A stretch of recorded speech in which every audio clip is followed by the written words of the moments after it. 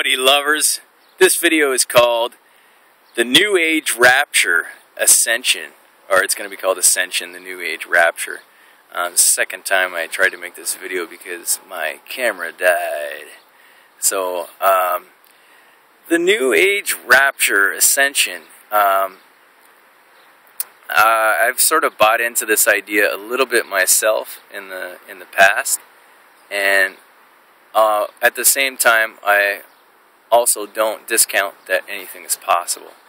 But I want to give, hopefully, some insight into this idea of ascension, which is also a similar idea to the Christian rapture, which is also very similar concept to this 10,000 arrests that's supposed to happen. David Wilcox and Bill Wood and this Drake guy and a number of others are talking about. And also it correlates with the Law of One, which David Wilcox talks about a lot, and I've read the first book. They talk about the harvest that happens at the end of every 25,000 year cycle, and apparently we're at the end of the 75,000 year cycle, and it's going to happen this time. The harvest, the rapture, the ascension. So while I would hesitate to say that it's impossible, and I'm not going to say that, where there's a transformation of consciousness, an upliftment of society, and of spiritual mass enlightenment, I would say it's not impossible. There are a lot of things lining up with 2012 and the Mayan calendar and a number of other prophecies. But based on history, we have to be honest about this and realize that it looks just like the Jesus is coming idea that all Christians of every different denomination say. Jesus is going to come and save us and take us into heaven. And the thing I want to encourage you to realize, and I know so many of us know this already, but there's a deeper level to this, there's a real responsibility we have to take, is that the kingdom of heaven is within already. It's already here. It's everywhere you look. It's in the Seeing Gospel of Peace, it says that the scriptures are dead. Don't get your information basically from scriptures. The living law is written in the waters, in the trees, in the air, in the breeze, in the birds and the fishes. It's written in the earth, and chiefly it's to be found within yourself. And this is what I hope everybody will begin doing, if they're not already, and deepen if they are, is to actually take responsibility for your own life and for your own salvation, as the Buddha taught.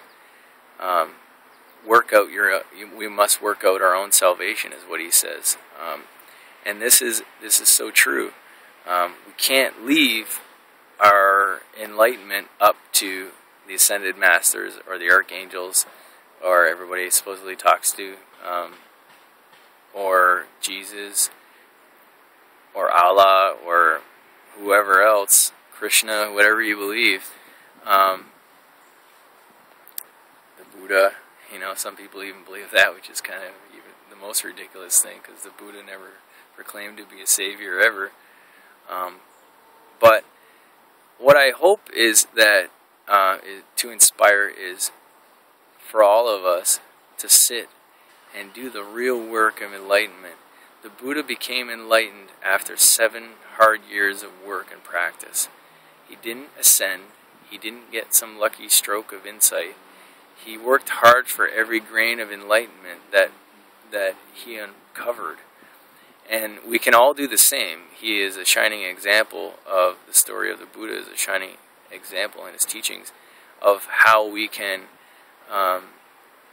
disassemble the illusion of our world and of our minds, and heal ourselves from the lies that we're separate, that we're somehow sinners or anything negative like that. You're not a sinner. You're not evil. However, there are things to deal with. There are, so-called inner demons, inner battles. And I just went to a Vipassana retreat in near Barrie, Ontario. It's a 10-day retreat. Ends up being 12 because you have the day before and the day after the retreat to prepare and to leave. And you learn a technique there. It's the technique that the Buddha taught. It's the pure lineage of the teachings of the Buddha, and it's pure Dharma. It's not polluted by some beliefs in gods or saviors or anything like that. It's real practical advice, and it's real practical wisdom that you have to attain yourself. While you learn a lot of things through Goenka, it's really about putting it into practice and discovering these truths for yourself, discovering the truth of impermanence on a visceral, more tangible, real level, on a deep level. And so I would highly recommend everybody check that out. The website you go to find a center near you is www.dhamma.org, DHAMMA.org.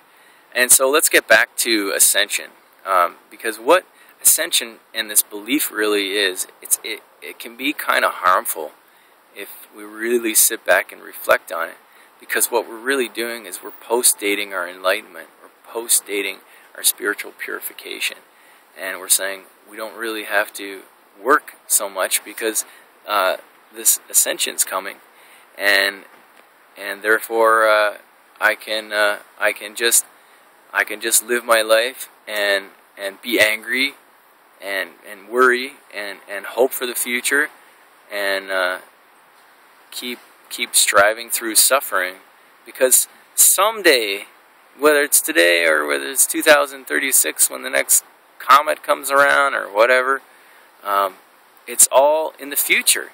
And this is what Eckhart Tolle teaches, is to be in the now. If you've never read The Power of Now, I highly recommend it.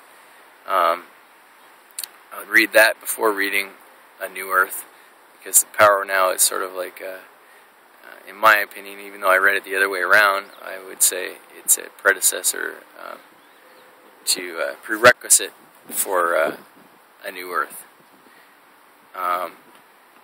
But just don't give away your power. Don't give away your ability to heal yourself, and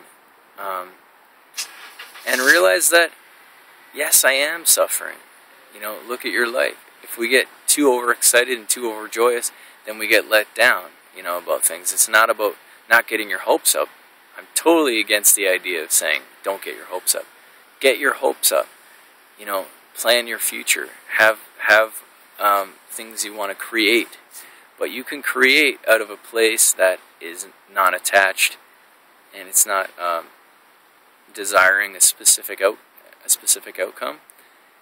And because creativity is what naturally arises when we release ourselves, when we release this idea and notion of a singular I, of a me, this Amitabha character.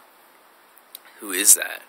I just went on this, like I said, Vipassana retreat, and you scan through your whole body, energetically, mentally, physically, and I was scanning through my eyeball and out the other side, and that's clearly going through my brain. And if you don't find an eye when you scan through all of your body, there's no place that you can call home.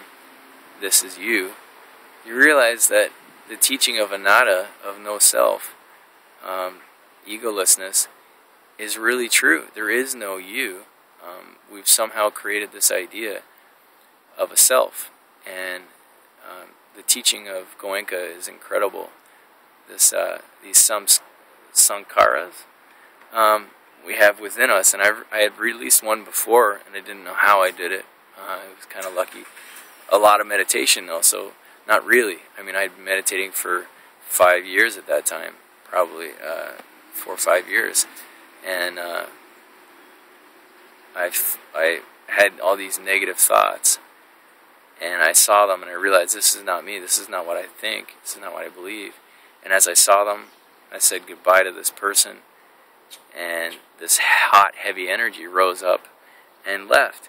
And therefore, and then the thoughts were clearer, no more negative thoughts about this person and the other person associated with it. And I became a little bit more free after attending this Vipassana retreat, a little bit more free, a little bit lighter.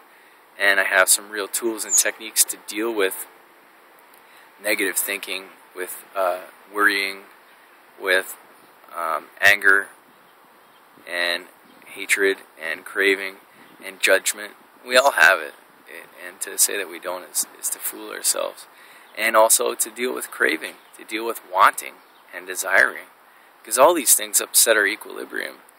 And the core teaching in Vipassana is to embody equanimity and the knowing of the law of impermanence. Everything is impermanent.